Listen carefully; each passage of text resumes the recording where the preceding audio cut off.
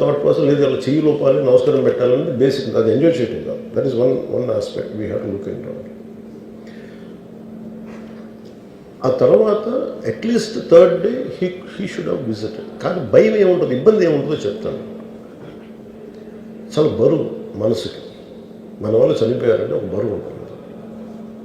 అది ఆ ఒక్క బరువుని ఎవరన్నా వెళ్ళి హ్యాండిల్ చేసి, దానికి ఒకసారి ఏమవుతుంది, 10 మంది వెళ్ళాలి.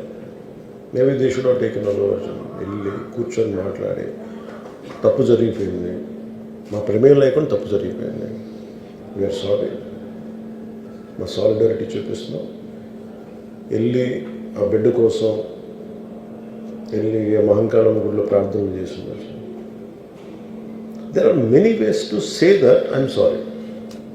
దో నా తప్పు లేదు, కానీ నేనున్న పరిస్థితులు నా ద్వారా జరిగింది కాబట్టి ఇది వాళ్ళ టీం చేసి ఉండాల్సింది, the producers. And also because మీరు బ్లేమింగ్ వన్ యాక్ట్, ఒక హీరోని బ్లేమ్ చేయడం రైట్ కాదు. ఇది ఒక సినిమాని ఒక టీమ్గా తీసినప్పుడు సమస్యను కూడా టీమ్గానే తీసుకోవాలి. కానీ ఇక్కడ సమస్య ఏం చేశారంటే మొత్తం హీరో మీద పెట్టేశారు అండ్ ఒంటరి వ్యక్తిని చేశారు. అది నాకు కరెక్ట్ అనిపించలేదు. That is one aspect.